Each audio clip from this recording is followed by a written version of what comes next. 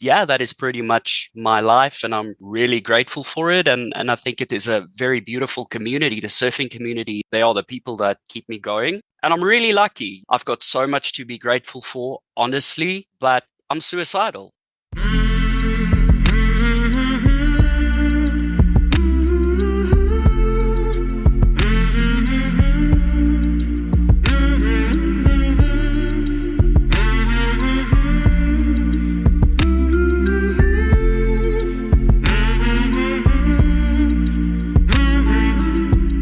Hey there, my name is Sean, and this is Suicide Noted. On this podcast, I talk with suicide attempt survivors so that we can hear their stories. Every year around the world, millions, and I mean many millions of people try to end their lives, and we almost never talk about it. We certainly don't talk about it enough. And when we do talk about it, many of us, including me, we're just not very good at it. So one of my goals with this podcast is to continue having conversations with suicide attempt survivors, in large part to help more people in more places hopefully feel a little less shitty and a little less alone. Now, if you are a suicide attempt survivor and you would like to talk, please reach out. hello@suicidenoted.com, on Facebook or X @suicidenoted. And of course, you can check the show notes to learn about all kinds of other things related to this podcast, including our membership. And a huge thanks to a recent lifetime member. I don't know if I have permission to use her name. I will ask and thank her publicly later. But until then, you know who you are, and thank you. However you are involved in this podcast, support this podcast, simply listening, well, thank you very much. I want to share something else that I have been thinking about, exploring, and working on more recently. I am setting up a training to help people learn or improve their ability to facilitate these kinds of conversations. Not necessarily with suicide attempt survivors, perhaps things in which you have lived experience, and there are others out there who you might want to connect with, and potentially have a niche podcast of your own. I will, when it is ready, and that will be soon, include a link in the show notes if you'd like to learn more, or perhaps you know someone who would like to learn more. I'm really excited about this, and I will keep you posted. Finally, we are talking about suicide on this podcast, and I don't hold back, so please take that into account before you listen or as you listen. But I do hope you listen, because there is so much to learn. Today, I am talking with Eddie. Eddie lives in South Africa, and he is a suicide attempt survivor. Eddie in South Africa. How are you doing? A lot of energy here. Am I calling you Eddie? Is that okay?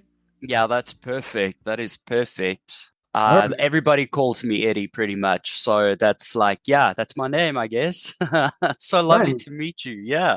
It is nice to meet you too, Eddie. Just a couple of guys talking about suicide. Not everybody, no. Your podcast is so profound and original. And what I love about your podcast is the diversity that it includes, like people from all over the world, like the variety. It's just like it's such a unique podcast. There's nothing like it. And to be able to hear everybody's story, I learned so much, what an interesting bunch of people. It's really inspiring. I think what you're doing is building like a camaraderie and a community, and I think you can be really, really proud of yourself for what you're doing. It's awesome. I think you are changing a lot of lives, and we are here for each other, uplifting each other. It's awesome, Sean. So congratulations, man. That does feel good to hear, But I'll also say, the podcast wouldn't exist if people like you and, a good number of others say, okay, I'm willing to talk to this stranger, essentially. Not, sometimes they hear my voice a few times and I don't feel maybe like a stranger, but kind of I am. They're like, I'm going to come on with this dude and talk about this stuff. And some people don't talk about it with anybody. Some do, It goes both ways. You're in South Africa. Yes, I'm very, very, very blessed. I grew up in Jeffreys Bay, J Bay. It is the surf capital of the world, one of the surf capitals of the world. I think it is the second best surfing destination after Hawaii, but it's also like the best right-hand break in the world. So every year we've got surfers from all over Brazil, America, the States, you name it.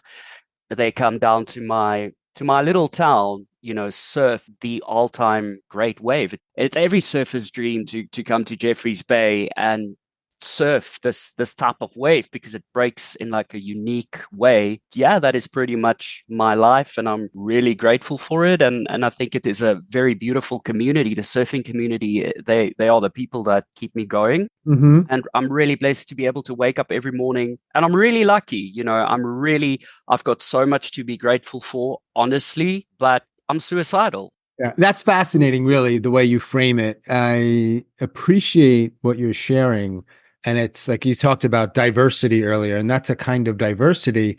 I don't have the numbers, but I would say, no, it's not super common that somebody says all of these things about their lives, how grateful they are. They've got this beautiful beach, and I'm suicidal. And we're going to talk more about that than surfing because that's a different podcast. But it plays a role in your life. So it's part of the conversation for sure. So I'm guessing looking at what are you, 30s? Yeah, I'm in my 30s.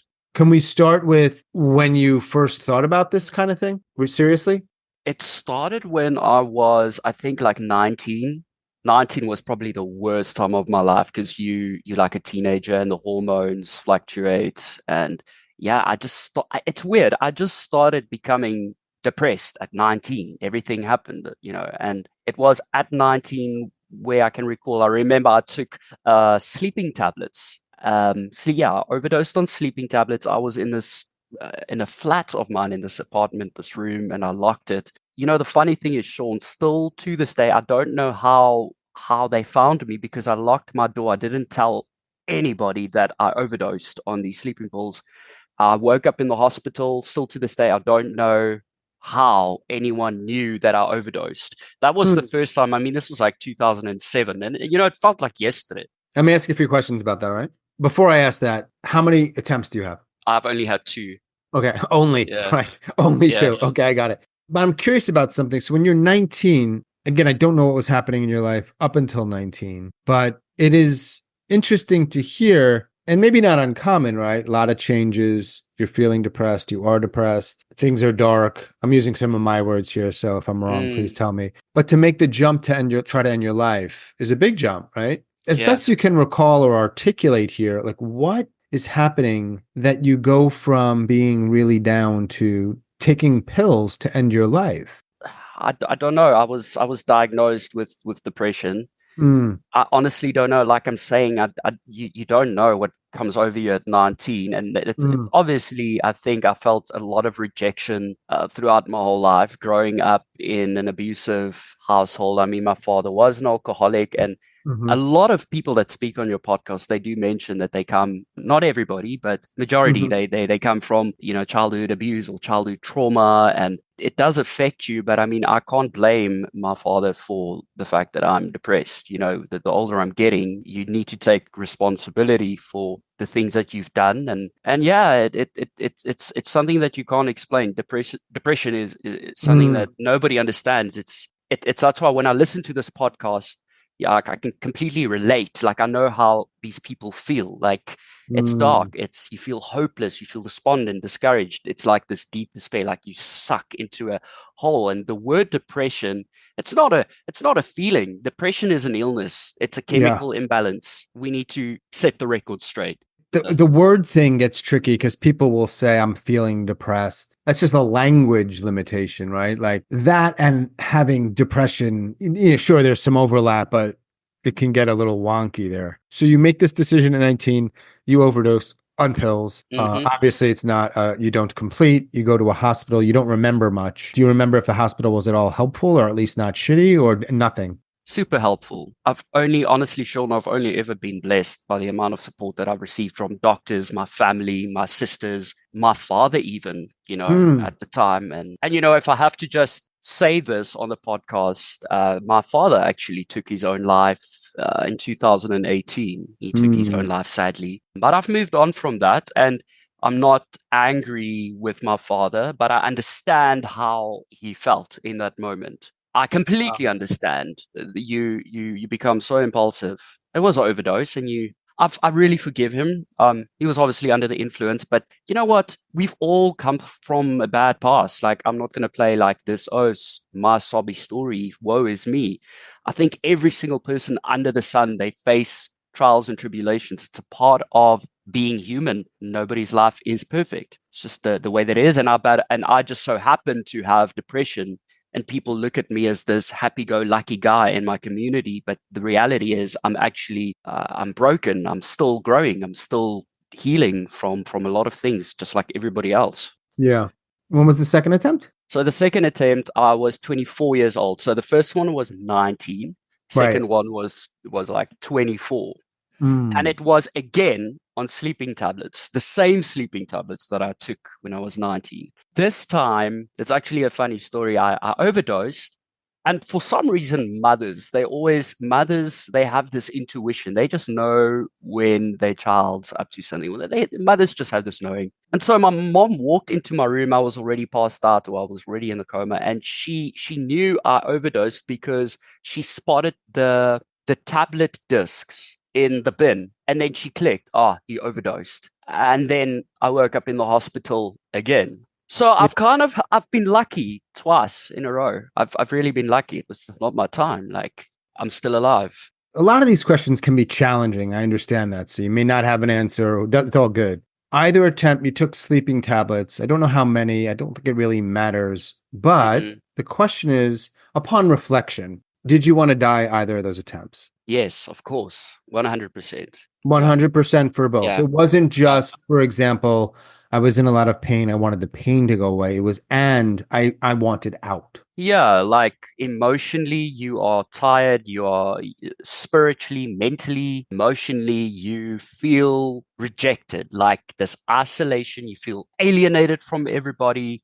You feel alone. I'm sure we all get to that dark place, all of us. But this so just happened at the age of 19 and 24. Yeah, I wanted to die, man. I just wanted to end it. Yeah. And it's interesting because you share that you've had a very supportive and it sounds like somewhat, I don't know, effective, what's the word here? People in your life, including professionals, have been helpful and supportive. Yet, and I don't know if this is a fair statement, you get out at 19, you were getting help. 24, you try. So that's just pointing out you can be getting positive support. Still, it may not be enough. Of course. Yes. And we're here now, several years after your second attempt, and your words, you're suicidal. Yes, I'm still suicidal. I'm not gonna lie. I'm called a spade a spade. Why do we have to hide from this? It's a stigma. We all know it's a stigma. And if you tell someone you're suicidal, first thing they put up their guard, like, you are crazy. There's something wrong with you. You're psycho. It's very much something that you didn't talk about in the 80s or the 90s. I mean, even 20 years ago, depression and mental health, it wasn't really a thing. Like this word mental health only really became like a thing, I'd say, I don't know, before COVID, I'd say like 2015, around about there. I don't know, but it wasn't a thing like when I was in my teens, before social media. I do have my days where I feel, man, I could just walk in front of a truck, or I just want to hang myself, or I just want to shoot myself, or shit, like drink poison. Like you think of every single way possible on how to just off yourself. But I don't think I will ever have the guts. I don't think I'll ever have the guts to do that. I think about it. I think there's a difference between having passive suicidal thoughts and actually acting upon them. It really affects the community. I mean, in my town where I grew up, there was a girl at the age of 14 who I knew. She was like an acquaintance, and she hanged herself. And trigger alert, like it still to this day affects me. But we weren't friends. She was just someone who was a part of the community. And I think about it all the time. I'm like, damn, like this happened when this was like 2017. It really does affect, it affects a whole community. So I know that if I do end up following through, it will affect a lot of people. I think it will damage my community. It will really hurt my sisters. I mean, I've got two amazing sisters, and honestly, if there's one thing about me, I have the best friends in the world. My friends are the most amazing people in the world, but yet I am depressed and suicidal. It's just the irony. I'm not looking for, how can I say, I'm not looking for attention. That it just is what it is. Let me ask you a question. I usually ask this later, but given what you just shared, and you talked about the impact it would have on your community, including family and friends. You've heard the podcast, so let me ask you this question right away here, like earlier than usual, which is the pink and purple pill question, because we get rid of pain and we get rid of any stigma associated with suicide. Have you heard that question? Yes. So just for our audience, I give Eddie the pill and he takes it if he chooses to, and he goes to sleep and he doesn't suffer and he dies, but nobody knows the suicide. They just think it's a perhaps tragic end to a young man's life. What would you do? Just the tragic end. Like I would want to die. Just they mustn't know that it's suicide, basically. So I would just want to end it. Yeah. Like I give you the pill now and we get off Yeah. the call, you take the pill. I'll take the pill. Yeah. So no more surfing. Oh, that's a good question. Damn. Yeah. I think surfing is what keeps me going, to be honest. I really do think that surfing is my saving grace and the community. And a lot of people say it's selfish. I got a bit pissed off because my brother-in-law told me, it's selfish. It's a selfish thing to do. But I've heard a lot of people on the podcast saying that isn't it selfish to keep on living because they are the ones that are constantly in pain? They just have to live and they're in this mental anguish. They're just living for the sake of their family to be happy. I don't know if it's necessarily selfish. I think that an individual that goes through those dark thoughts, we don't know. I don't think anybody is ever in their right frame of mind before they jump off a bridge. Are you telling me that somebody that wants to jump off a bridge or shoot themselves, that person is sick? Maybe. I don't know. That's a really good question to explore, and I've had these conversations. Like maybe could it be, and at least for me, I think we're both just speculating because we're not other people, right? No, we're not. But like if somebody, let's say their life has gotten to the point where, let's say, and I'm just making shit up here, like they have no money, they're physically ill. I'm going to use extreme examples, right? Their partner left them, their kids don't talk to them, the community shuns them. All like, let's list the worst case scenario for everything.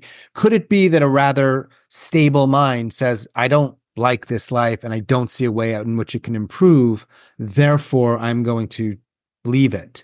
I think it's possible. Some people would say, yep, that makes sense. Other people would say, well, people go through hard things they don't consider or certainly don't try to end their lives. So the very idea that this person tries to take their life, regardless of all the shitty things in their life, makes them sick. Like, is it possible that they're not sick? Yeah, like you mean because of their circumstances. I think I think that it could be a factor. It also depends on your circumstances and it's subjective. I think it depends on the person's upbringing, how they see the world. We are all, and the amazing thing is we as human beings, like we are all so different. We don't all have the same fingerprint. Like our minds, everything is different. We see the world differently, but at the same time, we are so alike. We all go through the same emotions and we all experience grief and loneliness and anguish all the same. But yet we don't know. I don't know. It could be financially where people just take a gun and shoot themselves or hang themselves. Like, yeah, I don't think you even think straight in that moment. You mentioned something about dealing with your dad and it was really rough. Was there other stuff growing up that was really rough? Yeah, it was just basically my dad being an alcoholic and him always being abusive around the house. And, especially growing up on a farm, it was lonely. He would take out a gun and start shooting around the house. It was a very hostile environment. But I think my mother is like such a super, super strong woman. She just fought through all of it, all of those years. She's still to this day, she's a machine through all the abuse, through all her trauma that she experienced. Like, growing up as a kid, you see your father beating your mother, throwing her around. And then it's only you and your two older sisters trying to take your father, to pull your father away from your mother. I mean, you're vulnerable as children. But like I'm saying, you can look at the past, but I'm not going to I'm not a victim of that. I've only learned from the past, just like I always learn from your regular listeners or the people that have been on this podcast before. I think everybody's got a story to tell. I think everybody is on this podcast for a reason to share their story. And I'm always open to listen. It just puts things into perspective that, you know what, you are never alone. That's the beauty of your podcast. Like we are one big community from all around the world. And even though I might get those dark days where I feel like shit, I just want to walk in front of a train. There are people. I'm not alone. I'm not the only one. We should have like a surfing conference, a surfing thing. come over to South Africa. Some of the former guests, and the only prerequisite that you have to be a guest, but you're suffering from this thing. And Eddie's gonna help you fucking surf, and then we'll have a couple beers. I don't know if you drink, but you know what? I would, you're saying that, but I would love that. I think if I can just help where I can. Although I've heard the saying once, like you got to use your pain for the gain of other people. Maybe I've experienced these hardships in order to have more empathy and compassion. If I haven't gone through it, I would just be like, I wouldn't know what it would feel like to go through all of that. So I mean, you're saying like, yeah, my house is always open for people, and I think my dad was also very hospitable. It's just in South Africans' nature, we are very hospitable people. Right. I really want to just love on people. Like I'm actually thankful that I've experienced those dark days, because now I understand. It's easier for me to forgive. I understand like your pain. I want to Yeah. help. I want to show love. I really want to walk a journey with you. But I got to first heal myself. You said the word experienced in the past tense, but just to be clear here, this is not just past. Yeah. But you're saying it's been several years since your second attempt. Do you think and you answered the pink and purple pill question and you didn't Yeah. hesitate much to answer that. Are you making 40? I hope not. What an Yeah. interesting answer. I'm rarely surprised on this podcast. Yeah. I was expecting in this lesson learned that you were going to say, I hope so. To be honest with you, man, to be quite frank, I don't want to live. Like, I just don't want to live. Well, this is a question I'm not supposed to ask, but I don't give a shit. It's my fucking podcast. Of course. You've certainly mentioned depression, and that's not a small thing. It's a massive thing. It takes a lot of people out. Why don't you want to be alive? Really interesting question. I think it's just with being in a community, and it's just being alone. I don't know. Like I genuinely feel alone. And I think it's also just missing my dad that triggered it. Already suffering with depression, you miss your dad, and actually I have so much to live for, but it's so interesting that I get days where I do want to die. Like it makes no sense, right? It makes no sense.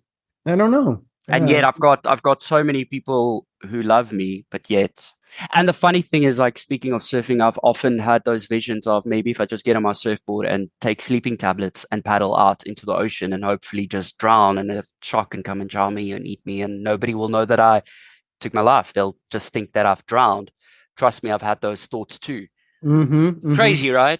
Not when you're suffering. No, I don't think it's that crazy at all. And you often wonder what happens when you die. Like I went through a phase where I was obsessed. I became fixated on what happens in the afterlife. Like what is between this veil and next? You know, religion and, there's heaven and hell and this and this and that. And no one really knows. And I would always listen to like near-death experience stories and podcasts. But I think the answer is no one knows. No one knows. We don't know. I don't. Yeah. And I think it's that fear for some people that stops them. Of course. Right. Yes. And there's this myth doctrine where you get programmed, like if you take your own life, you're going to go to hell. I don't want to get into the religion. Let's not get into that. But there's also this fear of people that are already suffering. You're already in pain, but then it's like considered a sin. This goes back, I think, to stigma and to shaming and it's sinning. And there's this expression, I don't think I came up with it, but it seems to apply the space between, which is, I use that in more than one way, but for our purposes, it's like there are so many people that really don't want to be alive, but for one reason or another, and that list is probably long, they don't or probably won't try. Right. So you can say, well, this many people, we have an idea of how many people killed themselves in South Africa by suicide last year. We have a rough idea of how many attempted, kind of super hard to measure. And I always think about the people who are just suffering. They're on the path. They may not do it. They think about it fairly often. Maybe that the way you said sort of passive. I don't know really where I'm going with this, but it's like, that's not a small number. And I don't need to say that to make it dramatic. And it's just true. I'll only speak to a tiny, tiny sliver of them, even if I do this until I die. I don't want to say it's a growing number, but it's probably not a decreasing number with all the efforts people make to try to help people in pain. I don't know. It seems like, I don't know. It's just, like I said, I wasn't going anywhere with that, but the space between feels like this sort of liminal thing that it's just like, you're in it. And it's funny because one day I'll feel top of the world and the next day I'll just feel like I don't want to live. And then the next day again, I'll feel happy. I've got so much going for me. And then a week after that, I want a gun. So it's not all the time. It's like, it's not all the time, but I do think about it a lot. I was in this hotel room and it just shows you how messed up it is. Like I would look outside the window and I'd see the train on the train tracks. And the first thing that I envision is, what if I just go lie in front of that train and the train Mhm. just, those are like the Mhm. thoughts that I have to live with for the rest of my life. And Yeah. sometimes if I have a fight with someone, like let's say an argument, like I'm oversensitive, and then it's like first thing, it's like a coping mechanism. If things don't go my way, or somebody hurt me, or I feel lonely, or I feel upset, then my mind immediately, that voice in the head jumps to suicidal thoughts, or this. Arbitrarily it just happens. Like I'll get it and then I'll be fine, and then I don't get it. But I mean, for instance, like this morning, I actually, funny thing is, I woke up super early this morning at about 6, and I was depressed. I wanted to end. Like I felt, I didn't want to kill myself, but I had an episode. I was super depressed this morning, actually. Walked up, saw my mom in the kitchen and started, accusing her of things. I took my dog and we went down to the beach, and I saw lovely friends of mine, saw a few people in the community, and immediately I felt better. Just that thing of getting up early, making sure that you are within a community, whether it's with your pet or your dog. And I think it's important for people like us, especially, and I don't want to like sound all preachy, and I'm not one of those toxic positivity people, hug a tree, spreading the love, just think positive. No, but I think what helps for people that are depressed is whether it's joining a chess club, and maybe not everybody is in my position where they have the opportunity to go surf, but Mm. maybe even if it's just a chess club, or I know that, but just to take that small step of just do any hobby to get involved in, because you will be amazed at how Mm. friendships, even if you don't feel like socializing, just to take that step, it doesn't matter what it is. I mean, gee, even if it's whatever, I think some people just can't take that step. they can't. Yeah, some just can't. You're not wrong at all by what you said. It makes complete sense, Mm, but it's complicated, right? And some people just can't do it. And I think it's there are other like, people that right. do it, but in ways we may not understand. It kind of backfires. Like who knows Yes, why? Like yes. you're socializing, and all you're seeing, for example, are people who you perceive as being okay, and you're not okay. So you might isolate. Yeah. It gets complicated, man. It's just interesting to see from the outside, and I think this happens a lot where people will say, if you just went down to the pickleball courts, or if you just went for a walk, right? And because we know it can work, we know it can be effective and help, but it's not, it's It's not a just magic pill, no. no. And, and it's so, there is no magic fucking pill. Yeah, there's nothing that can. The I only think, magic pill I created is not to uh, stay alive, but to die. So yeah, that's not what we're yeah. necessarily talking about in this moment. I understand why you were looking for a podcast and stumbled upon this one. And you said you listened, and you said some very kind words about me and the podcast and how it has affected you. I'm wondering why, after hearing some of these people talk, you actually chose to reach out and share some stuff about yourself. It's very relatable. Like whenever I hear someone speak on your podcast, like it kind of like I click and I go, I'm not the only one. I feel like it's something that I can relate to. But why share your stuff? Why not just listen and only listen? I think if you talk about it and share your experience, other people might listen to it and it might help, even if it's just one person. And I think to talk it out, like there's healing in that. I think doing a podcast like this, it's already a sign of growth for me personally. Like to just take the initiative, because all the people like that I've heard, I hear their stories and it really motivates me to just go, wow, like some of these people have gone through some dark shit. Mm-hmm. Is this something that you shared with anyone in your life that you're doing, talking to me? I've shared it with one good friend of mine, but we're no longer friends anymore. I think also when you have depression, you push people away. I think I had I had a meltdown and I was drunk. When you overshare with people, one day you can be best friends with someone. The next day they completely ostracize you and shun you, because it's that thing of stigma. You are crazy. You are psychotic. Let's just put you there. You're a crazy guy. Wait, so this is somebody that you told you were suicidal or suffering or struggling? Yeah, and actually, this person, it meant a lot to me at the time. I think he's like 13 years younger than me. He actually taught me how to surf properly. He's like my surf coach, and he was a very spiritual guy. So I found a lot of solace in him sharing his story, because he was a drug addict and he actually invited me. He got me involved in the church where he was at. But I do think that I can't blame the church and say that it is the church that ostracized me. I had choice. I was actually pushing them away. But in my mind, you think, oh, it's the church. But no, I have to look at myself. I have to take a good look hard at myself and look at the ramifications and the consequences of my actions. So I guess I don't blame this friend of mine for kind of ghosting me and being all quiet, but it does hurt when you share so much about yourself. Yeah. This person who calls themselves quote unquote a Christian, they just disappear. They shun you, they abandon you, and they neglect you. But then also because I have depression, it's that thing of spirit of rejection. It's that thing of you over exaggerate, you overact.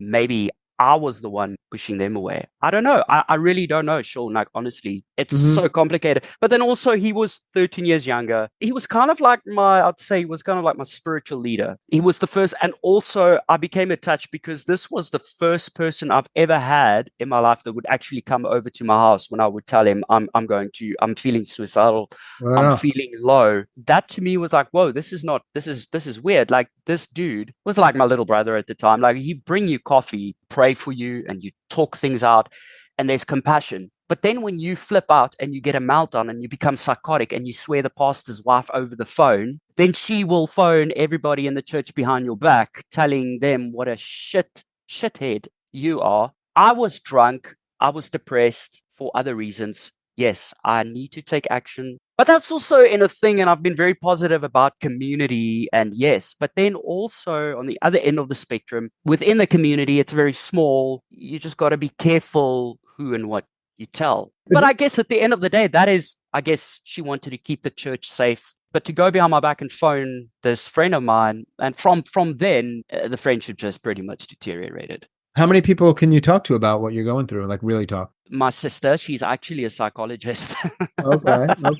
Which is the irony. But obviously, it's my sister. I'm not going to have her for sessions. But Right. she's very supportive. I've gone for ketamine treatment. I think it's not a one shoe fits all. It's not a one size fits all type of thing. Even after the treatment, I don't feel that it worked for me. It might work for someone else. But she's been both of my sisters, in fact, they are incredible women. I think my sister is one of the people that both of my sisters inspire me as their younger brother. Yeah, man, my whole family, like, I can basically tell my siblings and my mom and my dad, when he was still alive, he was always very supportive. I can maybe tell my church leader, because I actually, when I left that church, I joined a new church in my community, and they are super, super loving, encouraging, supportive. And that's what I would call true Christians, because they do walk the walk. They really love on me. There's no judgment there. I'm very privileged to have that. But I obviously left the other church. I don't have time for. Yeah, sure. Other than your family and, medical professionals, does anyone know about either attempt outside of those people? No. And people don't understand why I was so down when this particular friend left my life. What they don't understand is I was the first person that I ever told about my deep, darkest secrets, because it's like you kind of form this spiritual bond, which can be dangerous, because, we're all human, and you open up. I don't regret, but I mean, damn, I think I've learned in that moment, just be careful who you tell. But now, when it comes to leadership, my leaders are older men that have life experience, not someone who's 13 years younger than me. So do you currently seek, so you said you got ketamine, do you do anything else in terms of like medication? I'm currently on medication, and I honestly feel that it works for me. It doesn't make me happy and high all the time, to be completely honest with you, but I do feel that it helps me cope, and I feel okay. Yeah. I think if I'm off medication, then I can feel that I go into a complete dip. And a lot of your listeners can relate. You in your room and you just cry. You cry nonstop and you don't know why you're crying. And there's just this heaviness. Heaviness on you. And people from a religious point of view will say, well, it's the devil, it's Satan, it's demonic attacks, it's a spiritual warfare. And then you already feel guilty because now you think, it's Satan stalking you. So there's already that guilt. It's like a cycle. It's like gaslighting, And the medication that I'm on, I just take that. I don't know if it works or if it does not work, but all I can say is if I don't take it, I know I'm going to feel a lot worse. Fall into a hole. Yeah, for sure. And also, you said you were diagnosed with depression. Yeah, I was diagnosed with depression. I'm wondering if there's anything else because I don't know if you were sort of using the word more colloquially, but like you said, psychotic. Is that? Yeah, I was diagnosed and then I was misdiagnosed. I don't even think people know really how to diagnose. I'm not a psychiatrist, but I've honestly, Sean, I've been to, I think, maybe 4 psychiatrists in and out of psychiatric hospitals. I was diagnosed with bipolar disorder. It turned out 5 years after that, it wasn't bipolar. It was just depression. And then they've put me on antidepressants. And that's also another screw up with having a mental illness. They put you on all sorts of shit, like you eventually, because this can't work with this. It's like a constant, like you got to find the right pill. Just got to find the right pill. And this doesn't work and orchestrate this pill.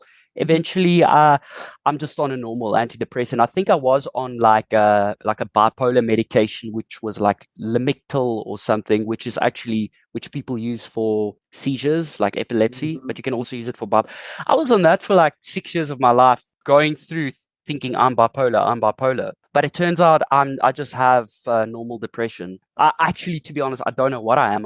Maybe I could be bipolar. I don't know because I do get very energetic and I get very excited and I'm like a social butterfly and I want to hug everybody and I love everybody. But then when I'm alone in my room, it's like crash. Other than surfing, does anything help?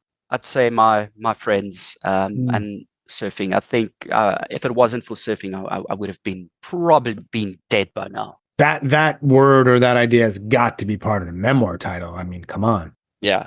I don't know what it is. I think it's also the healing of the ocean, just being in nature, calming the mind, getting that balance within the brain, that equilibrium, just soothing the soul. And then you've got that salt water on your body and you feel that you've exercised, you've been socializing a bit out in the water, you've got the sun on you. It's very, very beneficial for mental health, but it's not going to fix things, or it's not just going to be like, it's a lifestyle, I guess. You've thought about various ways to end your life, even if it's like a quick moment. Do you think about when you're more actively suicidal, do you think about method? Yeah, I do actually. Has it changed since your first 2 attempts when it was sleeping pills? Yeah, it still is the sleeping pills. I do still have my method in the back of my head, but because by me knowing that people who listen to this podcast are suicidal, I don't want to give any ideas, I'd rather not share my plan, but I do have a plan in my mind. But like I said in the beginning, I will never do it. It's just kind of like a fantasy. It's like a coping mechanism for me to cope just by having these thoughts. Like I just want to get off this earth. I'm going to be honest. I don't like the society in which we live in. I think I've also made a growing step. I'm not saying that social media is inherently bad. Please don't get me wrong. But for someone like me who suffers with a mental illness, quote unquote, for me personally as Eddie, I deleted social media because I feel that is the right thing I need to do. It might not be the right thing for you. I think social media is great in different aspects, promoting your business or what. But me, I've just completely deleted it because I know that it triggers me. My ego is too fragile. Just baby steps that I'm trying to take. I don't always ask this question, but I feel like asking it to you. So what you've learned about life and yourself and all these other things at your age right now, if you talk to 15-year-old Eddie or maybe even 25-year-old Eddie, and the world doesn't work this way. We don't have time. But would you say anything to either of those guys? To the 15-year-old, I'd say get a fucking surfboard and a wetsuit and start surfing, because I only started surfing at 19. Wait, I really got into surfing at like 21. That's when I really got into it. At 15, growing up in a surfing town, I was never interested. My sister always dated guys that surfed, so that was the influence. And obviously growing up in the community. But I'd say to the 15-year-old, get the fuck over yourself, get a wetsuit, get a board and go surf. And yeah. And 25-year-old? Yeah, 25 felt like yesterday. Time flies so quick the older you get. Shit. No shit, Eddie. I can't even remember when I was 18. It felt like yesterday. Where was I when I was even 25? All right, we can pass on that one. But... Yeah, 25 felt like yesterday. Right. So if it was yesterday, you would have said maybe make it tomorrow, because I'm talking to Sean for a podcast that doesn't really actually yet exist. Are there any? I only have a few more questions, and of course, you can add whatever else you want. I Sure. want to know if anyone knows we're talking right now. No, no one knows we're talking. Okay. No one. Will you tell anybody either after we talk or maybe when the episode comes out? No, I think I haven't really given it much thought. I won't overthink it. You know, one day I'll let it lie there on the shelf, and eventually I'll share it when the time is Right. ready, and Yeah. I feel that I'm ready. And you open up yourself to vulnerability. You are vulnerable, and it's also like men shouldn't be depressed. You know, men should be tough. You know, like you should be a man. You know, I think that stigma is slowly but surely deteriorating now. I think we're not in 1993 anymore, right?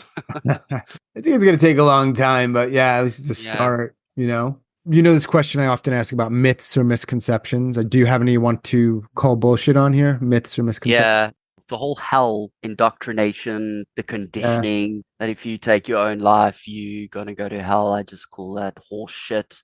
And also that if you are suicidal or if you are depressed, you are weak. No, I think you got to be fucking strong to have those thoughts every single day. It's like telling someone, someone with cancer. I'm not going to go up to an individual that's got cancer and be like, just pull yourself together, pray the cancer away. It's not, unfortunately, the reality, right? I do still question, like, if I know that there's a God, there has to be if you look at creation. But like, I'm just a human. I don't know. All I know is that I'm on a blue dot spinning around a ball of fire in some gigantic universe that I know nothing about. I mean, that's like an ant thinking to itself how humanity. It's really trippy. I find the universe and creation and these conversations that you should have alone at night over a few beers, like these DMC conversations where things get heavy and thought provoking and like intellect. We don't know. Honestly, we don't know. For sure. A lot of things we don't know, and I think it's like the mysteries of life. Just maybe one day when I cross over, I'll have the answers. But I have this fascination with afterlife and death, and knowing that if my soul leaves my body, I'll have peace, I'll have bliss, or wherever it will be, like astral projecting to different dimensions. Because this world is just about money, fame. It's superficial. It's Hmm. all about quantity, how much, how many followers, how many friends. Everything is Uh, just how much. yeah. But that is the reality. It is life. There's nothing we can do about it. It is what it is. Well, you're 35, and let's say even if you're super unhealthy, you're probably going to make it to 70, right? Maybe longer, maybe much longer. And you said it's very unlikely, in fact, not going to happen that you're going to take your life. So, how does that land with you? You're going to be alive for a while, like a long while. Yeah, unfortunately, having to live with myself, having to be a depressed individual. But it's not all doom and gloom. I'm gonna have good days and I'm gonna have bad days. But knowing I'm not the only one, Yeah. and there are always positive things to look out for. I'm actually just very, very grateful for what I have at this moment. I'm thankful for what I have right now. So maybe in a couple of years, just ride as many waves as I possibly can and grow. Maybe I'll grow. Who knows, Sean? Maybe I'll Yeah. grow. I do feel a lot stronger and empowered by just talking to you. Yeah, I know you're not a therapist, Nope. but I think what you're doing, you're changing a lot of lives. Like, this is such a cool podcast. Like, Oh, thanks, you man. have no idea. Like, yeah, you can be really proud of it. I think it's helping a lot of people. And we like this camaraderie of people, all of us around the world sharing our stories and experiences with one another. It's pretty cool. That's the power of podcasts. Yeah, it's kind of a unique thing. And I appreciate that, what you said. Mm, Glad that I'm in a position to be able to provide it, so to speak, that I have the means, that I have the mental faculties, that I it's have whatever amazing. one needs. Yeah. A lot of people might want to do something like this and, they just can't. And that's got to be, whether it's this or some Yeah, other project. And like, how frustrating is that? of course. Of course. I'm just curious about your life. Like, I know you surf. I know you got a Yeah. family. I know you got a dog. I know you live kind of near a beach. I don't need all of it, but I'm just curious, like, what are your days like? They're pretty cool. I actually I'm an English teacher online, so I've got the opportunity to see like cute Asian kids every day. I sing songs with them. we watch videos. It's like online teaching, and they've got so Yeah, much yeah, yeah. energy, and Yeah. sometimes it drains me. And then actually in the evening, I teach like mobility, flexibility workouts online through Flexit, like a bit of Oh, yoga, yeah, a bit of okay. You, stretching. I don't need the English Yeah. lessons, but I could certainly use the other ones. I actually used to teach English as a second language too for a long Oh time. yeah, I remember that. Yes, yes. Yeah, I didn't You do it were. so much online, but there was a period where I was thinking about doing that, and I kind of regret it. But and it was Yeah, mostly China at the time online, and a lot of kids, and it just wasn't my jam. Like I just needed yeah. mostly in person, mostly not kids. But that's really cool that you do that, and I imagine it leaves you some flexibility to do some other things that you like. Of course. I hope you don't mind me asking. I've wondered, have you ever, I know your friend who took his own life, that kind of inspired you to start this podcast, It right? was a That long was, time ago, but it was a that was, factor for sure. and have you ever, I'm sure you have, like you've ever experienced depression, suicidal thought? Dude. Yeah. Yeah. I've never attempted. I've done things that you could argue are sort of a slow suicide for about 20 plus years on and off. I would say passive. Sometimes it gets a little more intense, sometimes less. Sometimes it's more of that kind of fantasy thing that you've referenced. Yeah. Am I going to try? It's pretty unlikely.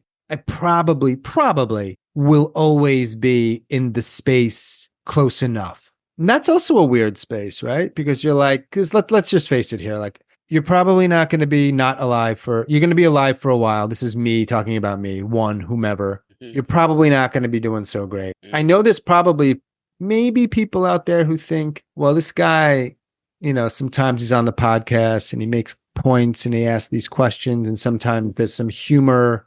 Yeah. And so he must be doing okay. He can edit the podcast, he can do all the things to me. But we know that's you go out socializing and surfing, and sometimes particularly in certain points when you're really like loving on people, they unless you tell them, they don't know the other side. They don't know. They think I'm the most happiest, fun, lovable person under the sun. Nobody thinks that of me. I don't typically present that way. And it's not a judgment either way. It's just how I happen to Sure. be. So they Yeah. would probably be more like, yeah, that Yeah. kind of tracks that Sean's doing really badly or struggling. It doesn't mean I'm going to act on these thoughts. Exactly. I think you can really be proud of yourself. Everybody listening can completely agree with me that, wow, this is just keep on doing what you're doing, man. Very authentic podcast. It's very real. People being vulnerable, people just being real, man. People just being real. Let's cut the bullshit. Let's just be real. I think I've listened to like every episode. Really? Yeah, like binge. I was binge listening one weekend. I was just listening, and it's so Mm, interesting because you learn. Actually, you kind of learn about different countries, the accents, little bit. and it's Right, right. yeah. Then it's like a guy from Scotland, a guy from Australia. Then you've Yeah, got yeah. then you've even got Malawi, and I was like, wow, this is like really I cool. know. And one of the interesting things about this podcast is, people who are struggling, if they're aware of podcasts, but sometimes it's just like on Google, you put the word in, yeah, you'll get the warnings and here, call this hotline. But sometimes my shit pops up. Sometimes they listen and sometimes they keep Wow. listening. What that means though is that like mostly people find me and they email me just like you did. And we sometimes, I always want to talk. Sometimes people flake or bail out or get afraid or who knows. So not everybody shows up. Today, I was the one who fucked up and didn't show up, but that was that reason.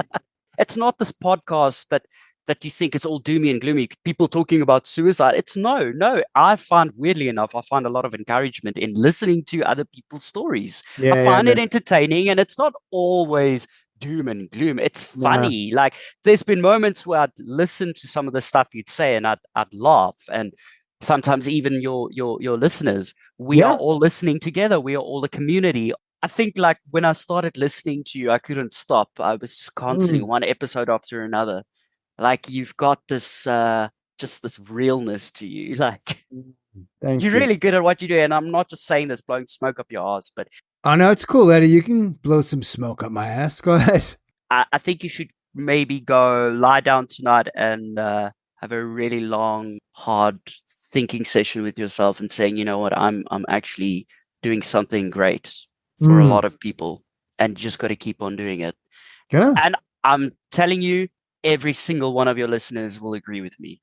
Like we Oh, are thank you, all man. I very proud of appreciate you. that. I've had a few people that reached out that didn't agree, but mostly it's good. Oh, fuck them. Hey, Eddie, I usually don't ask too much about this, but I'm curious about romance, your love life. It's not easy.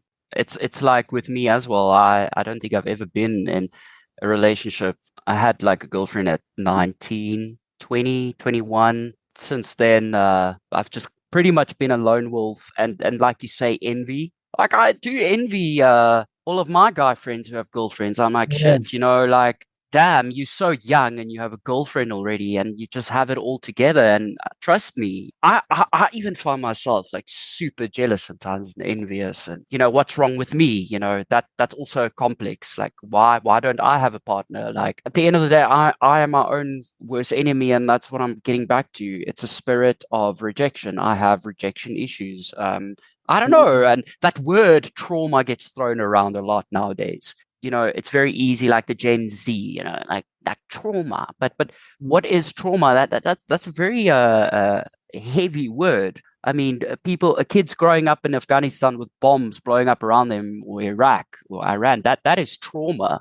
I don't know, Sean. I don't know, like, if it's maybe that I developed a complex throughout the years being bullied at school, because that still haunts me. Yeah, I don't know. I don't know the answer. I wish I knew. I wish I knew, like, a therapist could take it apart and say the reason why I'm still single. And but you got to make peace with it. Like, I just decide, you know what? I've got my dog, I've got my community. I wish I had a partner to do shit with, to go out, to watch the sunset, to love, to Mm.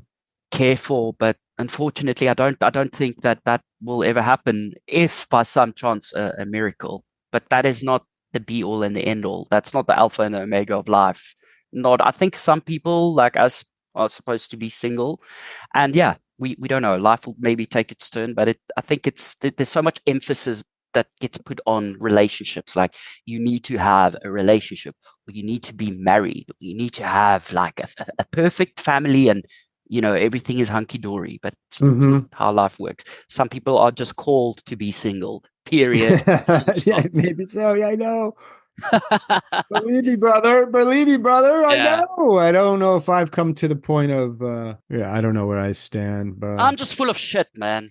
Nah, you're not full of shit at all. You're speaking honestly, and if people think you're full of shit, fuck them. Yeah, that's a fucking problem. And, conversely, but they can coexist. We are also all full of shit. So, I'm sorry that I'm not the cookie cutter of what a Christian guy should look like. I'm in church, serving in church, and I'm going to get married very young because I am, that perfect quintessential. I'm a youth leader.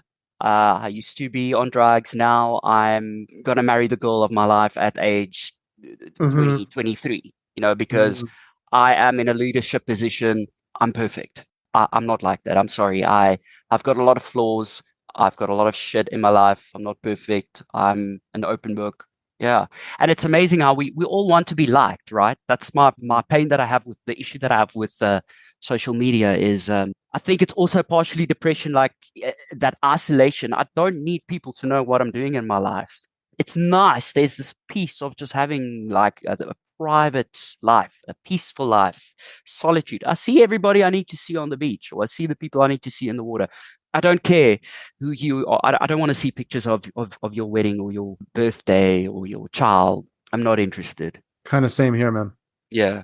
To the listeners, if you want to fucking crash on a small beach in South Africa, I mean, we got to give them a little lead time probably, but Eddie will Of course. host. Eddie Of will teach course. surfing.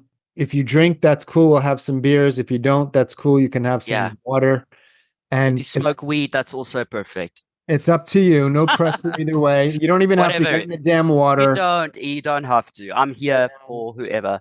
If you've got money, if you've got money to fly over from wherever it is that you're staying, and you just want to come crash at my spot, you're more than welcome, because I want to help. And yeah, just here for each other. We are one community, right? So An yeah, interesting one and a kind of virtual one, but yes. Hey, yeah. brother, I appreciate your time. I appreciate you talking. I really appreciate you. And Thank you, man. thanks again. And listen, man, enjoy the And surf. Next time you I go out, all will. the times, enjoy I that fucking surf. I will. I will. And thanks to you. Thanks for this this opportunity. Just thanks for being Sean and being real. And I love your podcast. I'm going to continue listening, and I'll still email you. It's not the last time you're going to hear from me. I'll just pop you an email now and then and say, Sean, I enjoyed this episode. Sean, how are you doing? And thank you, Eddie. Appreciate it. We keep in touch, all right? Sounds you good, always and remember, you're also always welcome in South Africa. You better come visit. Oh, right? I know. Believe me, you might regret those words. But yes, I know. Talk to you soon, my friend. Have a good day. Just bye, Sean. As always, thanks so much for listening and all of your support, and special thanks to Eddie in South Africa. Thank you, Eddie. If you are a suicide attempt survivor and you'd like to talk, please reach out. hello@suicidenoted.com, on Facebook or X @suicidenoted. And please check the show notes to learn more about this podcast, including our membership and upcoming training.